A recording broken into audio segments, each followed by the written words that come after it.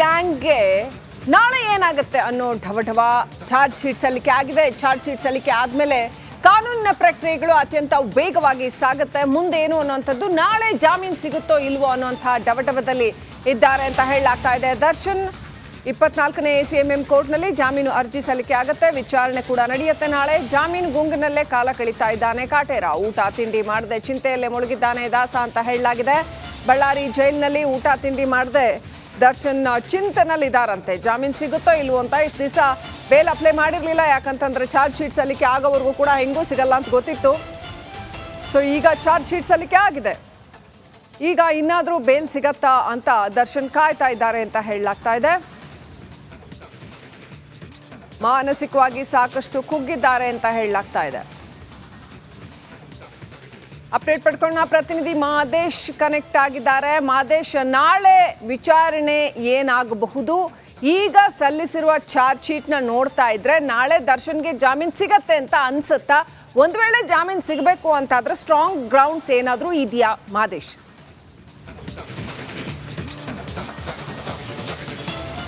ಶ್ರೀಲಕ್ಷ್ಮಿ, ಖಂಡಿತವಾಗ್ಲೂ ಕೂಡ ದರ್ಶನ್ ಅವರ ಒಂದು ಸ್ಟಾರ್ ಲೈಫನ್ನ ಬಿಟ್ಟು ಇಲ್ಲಿಗೆ 3 ತಿಂಗಳಾಯಿತು.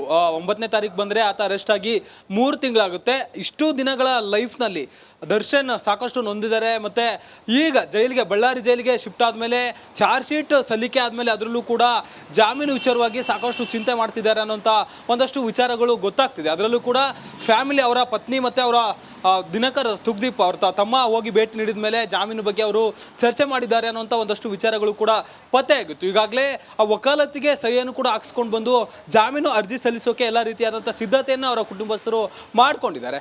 ಮತ್ತೊಂದು ಕಡೆ ಚಾರ್ಜ್ ಶೀಟ್ ಇನ್ನೂ ಕೂಡ ಆರೋಪಿಗಳ ಕೈಗೆ ಸಿಕ್ಕಿಲ್ಲ. ಆರೋಪಿಗಳಿಗಾಗಿರ್ಬೋದು, ಆರೋಪಿಗಳ ಪರ ವಕೀಲರಿಗಾಗಿದ್ರು ಕೂಡ ಇನ್ನೂ ಸಿಕ್ಕಿಲ್ಲ. ನಾಳೆ ಆ ಒಂದು ಚಾರ್ಜ್ ಶೀಟ್ ಕಾಪಿ ಅವರಿಗೆ ಸಿಗುವಂಥ ಸಾಧ್ಯತೆ ಇದೆ. ಈಗಾಗಲೇ ಸಾಕಷ್ಟು ವಿಚಾರಗಳು, ಸ್ಫೋಟಕ ವಿಚಾರಗಳು ಈ ಒಂದು ಚಾರ್ಜ್ ಶೀಟ್ನಲ್ಲಿ ಉಲ್ಲೇಖ ಆಗಿದೆ. ದರ್ಶನ್ ಇರೋದಕ್ಕೆ ಸಂಬಂಧಪಟ್ಟಂತೆ ಸಾಕಷ್ಟು ಎವಿಡೆನ್ಸ್ಗಳಾಗಿರ್ಬೋದು ಮತ್ತು ಆರೋಪಿಗಳ ಹೇಳಿಕೆ ಜೊತೆಗೆ ಹೈ ವಿಟ್ನೆಸ್ಗಳ ಹೇಳಿಕೆಯನ್ನು ಅಲ್ಲಿ ಮೆನ್ಷನ್ ಮಾಡುವಂಥ ಕೆಲಸವನ್ನು ಮಾಡಿದ್ದಾರೆ.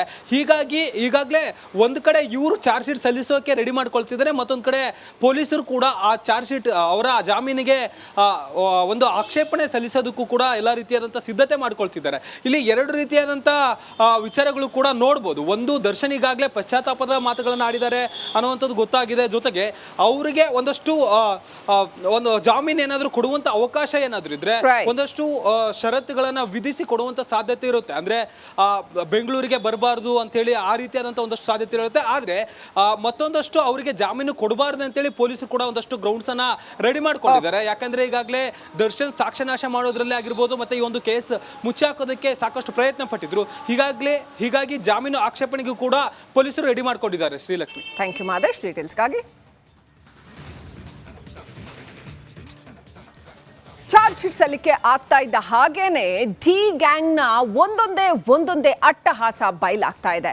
ಇವರು ರೇಣುಕಾ ಸ್ವಾಮಿಗೆ ಫಿಲ್ಮಿ ಸ್ಟೈಲ್ ಅಲ್ಲಿ ಚಿತ್ರಹಿಂಸೆ ಕೊಟ್ರಂತೆ ಅಂತ ಏನ್ ತಲೆಗೇರ್ಸ್ಕೊಂಡ್ಬಿಟ್ಟಿದ್ರು ಅಂತ ಅನ್ಸುತ್ತೆ ಸಿನಿಮಾಗಳನ್ನ. ಸೊ ಅದೇ ಫಿಲ್ಮಿ ಸ್ಟೈಲ್ ಅಲ್ಲಿ ಚಿತ್ರಹಿಂಸೆ ಕೊಟ್ರು. ಆದ್ರೆ ಪರಿಣಾಮ ಮಾತ್ರ ಫಿಲ್ಮಿ ಸ್ಟೈಲ್ ಅಲ್ಲ, ಅದಕ್ಕಿಂತ ಭೀಕರವಾದ ಸ್ಟೈಲ್ ಅಲ್ಲೇ ಇದೆ ದರ್ಶನ್ ಅವ್ರಿಗೆ.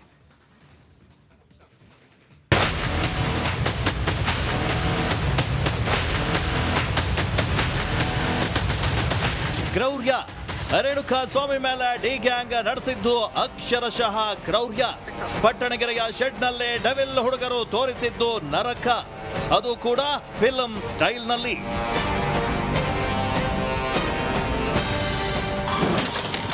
ಫಿಲ್ಮ್ ಸ್ಟೈಲ್ನಲ್ಲೇ ಡಿ ಗ್ಯಾಂಗ್ ಅಟ್ಟಹಾಸ.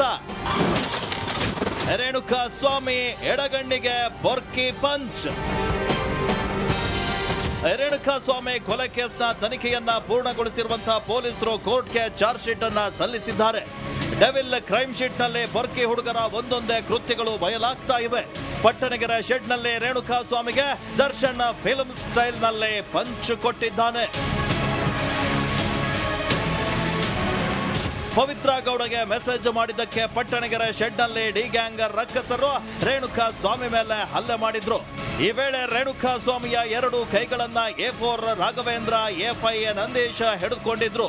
ಅತ್ತಿಗೆಯನ್ನ ಕೆಟ್ಟದಾಗಿ ನೋಡಿರೋ ಈ ಕಣ್ಗಳು ಇರಬಾರ್ದು, ಹೊಡಿರಿ ಬಾಸ್ ಅಂತ ಇಬ್ಬರು ಪ್ರವೋಕ್ ಮಾಡಿದ್ರು. ಆರೋಪಿಗಳ ಮಾತು ಕೇಳಿ ಫಿಲ್ಮ್ ಸ್ಟೈಲ್ ನಲ್ಲೇ ಕಾಟೇರ ರೇಣುಕಾ ಸ್ವಾಮಿಯ ಎಡಗಣ್ಣಿಗೆ ಪಂಚ್ ಕೊಟ್ಟಿದ್ದ.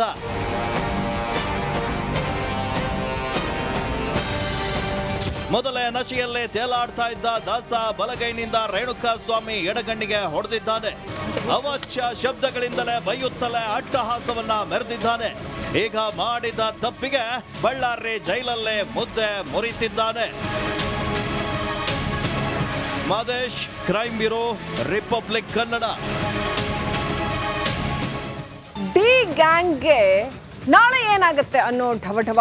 ಚಾರ್ಜ್ ಶೀಟ್ ಸಲ್ಲಿಕೆ ಆಗಿದೆ. ಚಾರ್ಜ್ ಶೀಟ್ ಸಲ್ಲಿಕೆ ಆದಮೇಲೆ ಕಾನೂನಿನ ಪ್ರಕ್ರಿಯೆಗಳು ಅತ್ಯಂತ ವೇಗವಾಗಿ ಸಾಗುತ್ತೆ. ಮುಂದೇನು ಅನ್ನುವಂಥದ್ದು, ನಾಳೆ ಜಾಮೀನು ಸಿಗುತ್ತೋ ಇಲ್ವೋ ಅನ್ನುವಂಥ ಢವಢವದಲ್ಲಿ ಇದ್ದಾರೆ ಅಂತ ಹೇಳಲಾಗ್ತಾ ಇದೆ. ದರ್ಶನ್ 24ನೇ ACMM ಕೋರ್ಟ್ನಲ್ಲಿ ಜಾಮೀನು ಅರ್ಜಿ ಸಲ್ಲಿಕೆ ಆಗುತ್ತೆ. ವಿಚಾರಣೆ ಕೂಡ ನಡೆಯುತ್ತೆ ನಾಳೆ. ಜಾಮೀನು ಗುಂಗಿನಲ್ಲೇ ಕಾಲ ಕಳೀತಾ ಇದ್ದಾನೆ ಕಾಟೇರ. ಊಟ ತಿಂಡಿ ಮಾಡದೆ ಚಿಂತೆಯಲ್ಲೇ ಮುಳುಗಿದ್ದಾನೆ ದಾಸ ಅಂತ ಹೇಳಲಾಗಿದೆ. ಬಳ್ಳಾರಿ ಜೈಲಿನಲ್ಲಿ ಊಟ ತಿಂಡಿ ಮಾಡದೆ ದರ್ಶನ್ ಚಿಂತನಲ್ಲಿದ್ದಾರಂತೆ. ಜಾಮೀನು ಸಿಗುತ್ತೋ ಇಲ್ವೋ ಅಂತ. ಇಷ್ಟು ದಿವಸ ಬೇಲ್ ಅಪ್ಲೈ ಮಾಡಿರಲಿಲ್ಲ, ಯಾಕಂತಂದ್ರೆ ಚಾರ್ಜ್ ಶೀಟ್ ಸಲ್ಲಿಕೆ ಆಗೋವರೆಗೂ ಕೂಡ ಹೆಂಗೂ ಸಿಗಲ್ಲ ಅಂತ ಗೊತ್ತಿತ್ತು. ಸೊ ಈಗ ಚಾರ್ಜ್ ಶೀಟ್ ಸಲ್ಲಿಕೆ ಆಗಿದೆ. ಈಗ ಇನ್ನಾದರೂ ಬೇಲ್ ಸಿಗತ್ತಾ ಅಂತ ದರ್ಶನ್ ಕಾಯ್ತಾ ಇದ್ದಾರೆ ಅಂತ ಹೇಳಲಾಗ್ತಾ ಇದೆ. ಮಾನಸಿಕವಾಗಿ ಸಾಕಷ್ಟು ಕುಗ್ಗಿದ್ದಾರೆ ಅಂತ ಹೇಳಲಾಗ್ತಾ ಇದೆ. ಅಪ್ಡೇಟ್ ಪಡ್ಕೊಂಡು ಪ್ರತಿನಿಧಿ ಮಾದೇಶ್ ಕನೆಕ್ಟ್ ಆಗಿದ್ದಾರೆ. ಮಾದೇಶ್, ನಾಳೆ ವಿಚಾರಣೆ ಏನಾಗಬಹುದು? ಈಗ ಸಲ್ಲಿಸಿರುವ ಚಾರ್ಜ್ ಶೀಟ್ನ ನೋಡ್ತಾ ಇದ್ರೆ ನಾಳೆ ದರ್ಶನ್ಗೆ ಜಾಮೀನು ಸಿಗತ್ತೆ ಅಂತ ಅನ್ಸುತ್ತಾ? ಒಂದು ವೇಳೆ ಜಾಮೀನು ಸಿಗಬೇಕು ಅಂತಾದ್ರೆ ಸ್ಟ್ರಾಂಗ್ ಗ್ರೌಂಡ್ಸ್ ಏನಾದರೂ ಇದೆಯಾ ಮಾದೇಶ್?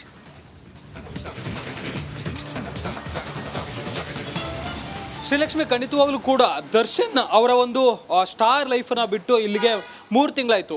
9ನೇ ತಾರೀಕು ಬಂದರೆ ಆತ ಅರೆಸ್ಟ್ ಆಗಿ 3 ತಿಂಗಳಾಗುತ್ತೆ. ಇಷ್ಟು ದಿನಗಳ ಲೈಫ್ನಲ್ಲಿ ದರ್ಶನ್ ಸಾಕಷ್ಟು ನೊಂದಿದ್ದಾರೆ. ಮತ್ತು ಈಗ ಜೈಲಿಗೆ, ಬಳ್ಳಾರಿ ಜೈಲಿಗೆ ಶಿಫ್ಟ್ ಆದಮೇಲೆ ಚಾರ್ಜ್ ಶೀಟ್ ಸಲ್ಲಿಕೆ ಆದಮೇಲೆ ಅದರಲ್ಲೂ ಕೂಡ ಜಾಮೀನು ವಿಚಾರವಾಗಿ ಸಾಕಷ್ಟು ಚಿಂತೆ ಮಾಡ್ತಿದ್ದಾರೆ ಅನ್ನೋಂಥ ಒಂದಷ್ಟು ವಿಚಾರಗಳು ಗೊತ್ತಾಗ್ತಿದೆ. ಅದರಲ್ಲೂ ಕೂಡ ಫ್ಯಾಮಿಲಿ, ಅವರ ಪತ್ನಿ ಮತ್ತು ಅವರ ದಿನಕರ್ ತುಗ್ದೀಪ್ ಅವ್ರ ತಮ್ಮ ಹೋಗಿ ಭೇಟಿ ನೀಡಿದ ಮೇಲೆ ಜಾಮೀನು ಬಗ್ಗೆ ಅವರು ಚರ್ಚೆ ಮಾಡಿದ್ದಾರೆ ಅನ್ನೋಂಥ ಒಂದಷ್ಟು ವಿಚಾರಗಳು ಕೂಡ ಪತ್ತೆ ಆಗಿತ್ತು. ಈಗಾಗಲೇ ಆ ವಕಾಲತ್ತಿಗೆ ಸಹಿಯನ್ನು ಕೂಡ ಹಾಕ್ಸ್ಕೊಂಡು ಬಂದು ಜಾಮೀನು ಅರ್ಜಿ ಸಲ್ಲಿಸೋಕೆ ಎಲ್ಲ ರೀತಿಯಾದಂಥ ಸಿದ್ಧತೆಯನ್ನು ಅವರ ಕುಟುಂಬಸ್ಥರು ಮಾಡ್ಕೊಂಡಿದ್ದಾರೆ. ಮತ್ತೊಂದು ಕಡೆ ಚಾರ್ಜ್ ಶೀಟ್ ಇನ್ನೂ ಕೂಡ ಆರೋಪಿಗಳ ಕೈಗೆ ಸಿಕ್ಕಿಲ್ಲ. ಆರೋಪಿಗಳಿಗಾಗಿರ್ಬೋದು, ಆರೋಪಿಗಳ ಪರ ವಕೀಲರಿಗಾಗಿದ್ರು ಕೂಡ ಇನ್ನೂ ಸಿಕ್ಕಿಲ್ಲ. ನಾಳೆ ಆ ಒಂದು ಚಾರ್ಜ್ ಶೀಟ್ ಕಾಪಿ ಅವರಿಗೆ ಸಿಗುವಂಥ ಸಾಧ್ಯತೆ ಇದೆ. ಈಗಾಗಲೇ ಸಾಕಷ್ಟು ವಿಚಾರಗಳು, ಸ್ಫೋಟಕ ವಿಚಾರಗಳು ಈ ಒಂದು ಚಾರ್ಜ್ ಶೀಟ್ನಲ್ಲಿ ಉಲ್ಲೇಖ ಆಗಿದೆ. ದರ್ಶನ್ ಇರೋದಕ್ಕೆ ಸಂಬಂಧಪಟ್ಟಂತೆ ಸಾಕಷ್ಟು ಎವಿಡೆನ್ಸ್ಗಳಾಗಿರ್ಬೋದು ಮತ್ತು ಆರೋಪಿಗಳ ಹೇಳಿಕೆ ಜೊತೆಗೆ ಹೈ ವಿಟ್ನೆಸ್ಗಳ ಹೇಳಿಕೆಯನ್ನು ಅಲ್ಲಿ ಮೆನ್ಷನ್ ಮಾಡುವಂಥ ಕೆಲಸವನ್ನು ಮಾಡಿದ್ದಾರೆ.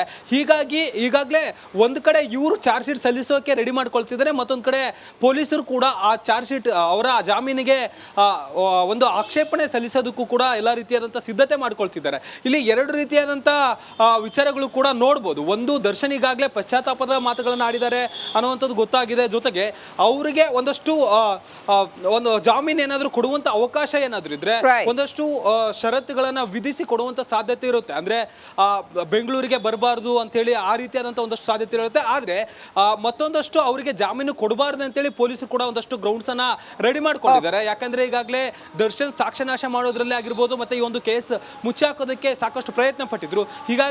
ಹೀಗಾಗಿ ಜಾಮೀನು ಆಕ್ಷೇಪಣೆಗೂ ಕೂಡ ಪೊಲೀಸರು ರೆಡಿ ಮಾಡ್ಕೊಂಡಿದ್ದಾರೆ. Srilakshmi, thank you Madesh ಡೀಟೇಲ್ಸ್ಗಾಗಿ.